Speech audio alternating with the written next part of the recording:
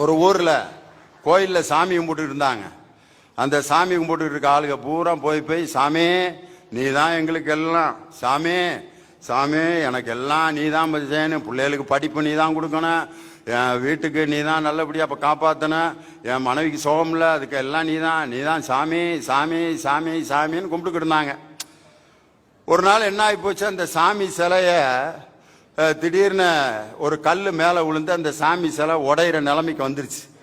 உடனே ஒரு குரூப் அந்த சாமி சிலையை கொண்டு போய் ஒரு 75 நாள் வச்சிருந்து நான் ஒரு கணக்காக சொன்னேன். அதுக்கப்புறம் அந்த உடஞ்ச சிலையை சரி பண்ண முடியாம சுக்கு நூறா நொறுக்கி வெளியில தூக்கி போட்டாங்க. ஐயையோ இந்த சிலையை வச்சு தானேயா நம்ம பொழைச்சிக்கிட்டு இருந்தோம், இப்படி ஆகிப்போச்சு இந்த சிலையோட நிலைமை. இப்போ கோயிலில் உண்டியல் வருமானம் போயிடும், நம்மளுடைய பொழப்பே போயிரும் ஐயா, என்னடா ஐடியா பண்ணலான்ட்டு திருப்பி கோயிலுக்கு வந்திருக்காங்க. அந்த சிலைக்கு பின்னால ஒரு 20-30 வருஷமா ஒரு கல் சும்மாவே கடந்திருக்கு.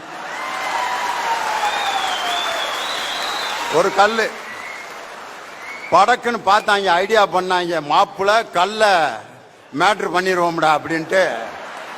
உடனே அதை சாமின்னு கும்பிட்டா சந்தேகப்படுவாங்கன்ட்டு சின்னச்சாமி சின்னச்சாமி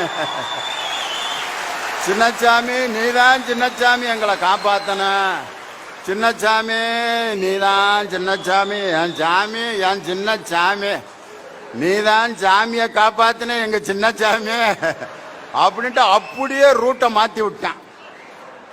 டக்குன்னு அந்த கல்லுக்கு ஒரு விபூதி அடிச்சான், குங்குமத்தை போட்டான், சின்னச்சாமின்னு பரப்பி விட்டாங்க. எல்லாம் கும்பிட்டுக்கு இருக்காங்க. இப்ப எதை சாமிக்கு பின்னாடி சும்மா கிடந்த கல்லை நான் ஒரு ஊர்ல நடந்ததை சொல்லிக்கிட்டு இருக்கேன்.